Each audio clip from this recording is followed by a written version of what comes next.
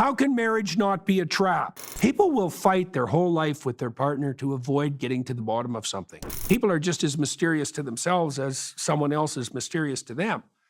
If it's there, you will go there, right? It'll plague you. It'll plague your life. It'll show its head continually in your relationship. Hell and high water, they're coming.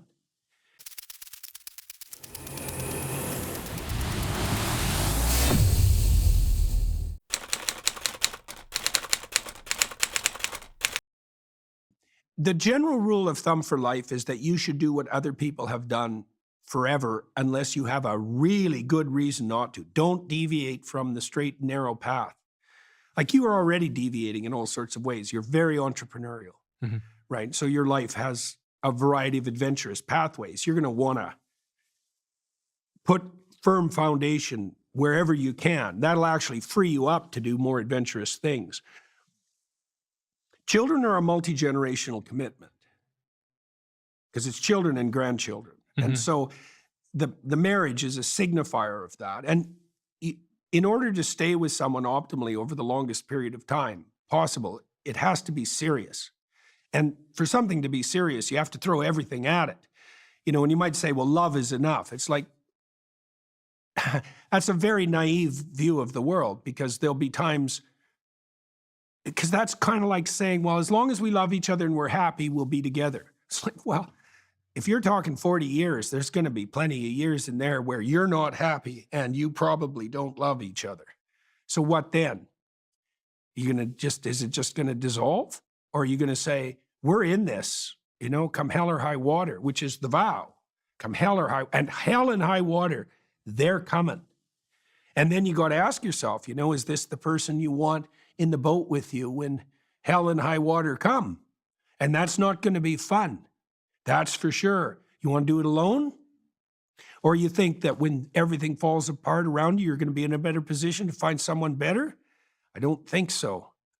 It's a long, and then, you know, you take the marital vow in a religious sense and you do it in front of a community, right? So it signifies commitment, and you need that because, like, you think you can maintain all that commitment on your own? Maybe you can. I doubt it. Generally, people can't, like no one. We need to fortify ourselves in all sorts of ways to get through the things in life that are most difficult.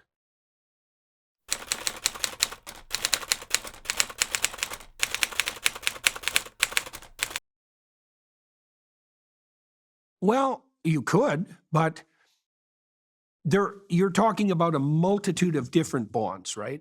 Fundamentally, right? The one that you're prioritizing is the bond that's voluntary and predicated on what? The love of the moment? I mean, we want to be precise here, right?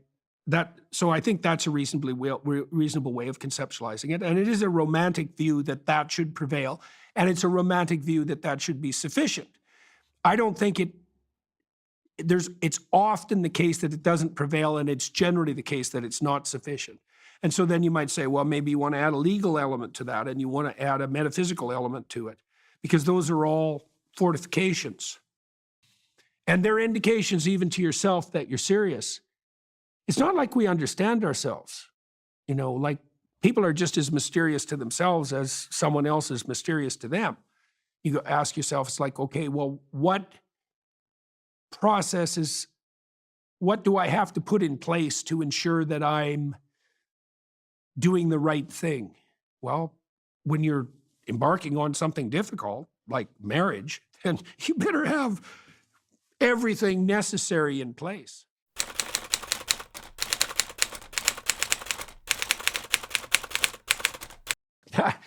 That's undoubtedly true. I mean, both of us just about died in the last 5 years. And I don't mean by a little bit. I mean, like, it was touch and go for a long time. So it was a good thing everything was in place through that. I mean, the waters were pretty high for the last 3 years, 4 years, socially, professionally, physically. What are you wrestling with exactly, like, in this issue? You know, I mean, it seems like you're trying to sort out the relationship between the emotional attachment and the personal attachment and the social structures that say surround marriage.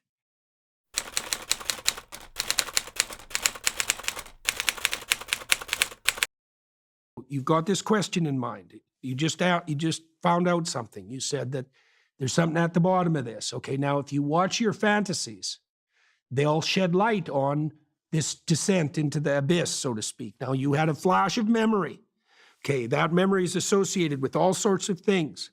And you can bring that to mind and let it play itself out, right? And it'll explore the contours of the problem that now you put your finger on a very important problem. You said that you saw in your father someone who's trapped in his marriage. Yeah. Well, it's no bloody wonder you're leery of that, right? So now now the question would be, what was the nature of that entrapment? What evidence did you have that that was in fact the case? How much of that was him? How much of that was her? And what is it that they did wrong and right? You need to know all of that, and you need to know how it affected you.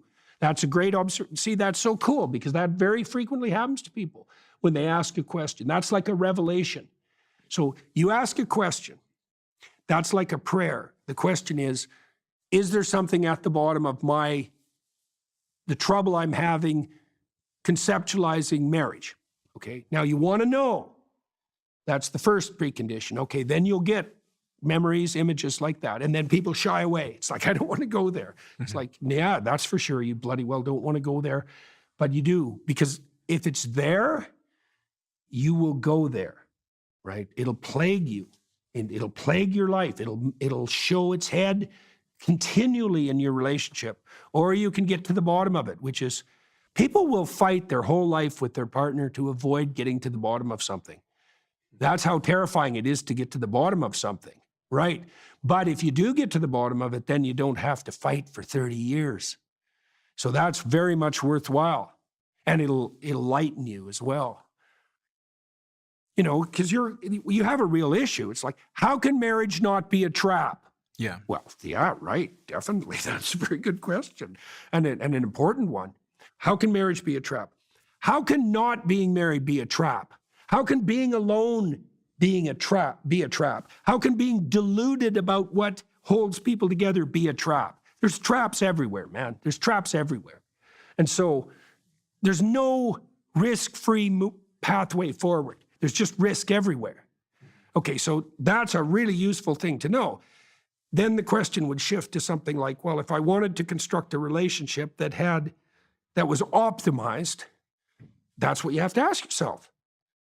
It's like, and your partner, it's like, what are we doing here? What do we want? Tammy and I decided, for example, when we first got married, I mentioned this to her right away when we decided that we were going to take things seriously. It was like, we're going to tell each other the truth.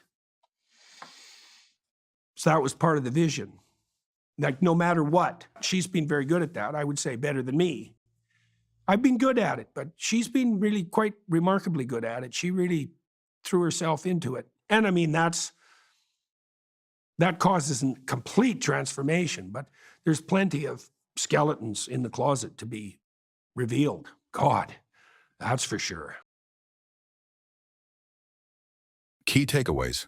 Marriage as a serious commitment. Marriage is a multi-generational commitment that symbolizes enduring partnership, especially through challenges like raising children and navigating hardships. It represents a foundation that allows for greater freedom and stability in other areas of life. Importance of ritual and structure. A legal and/or religious component to marriage signifies seriousness and accountability, both personally and socially.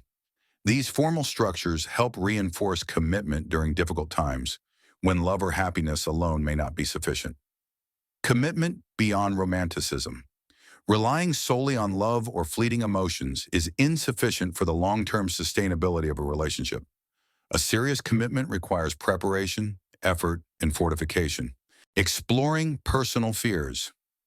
Reflecting on personal issues with commitment or negative examples of relationships, e.g. feeling trapped, can reveal subconscious fears or biases that influence current decisions. No risk-free path. All choices, marriage, remaining single, or other relationship structures, carry inherent risks and potential challenges.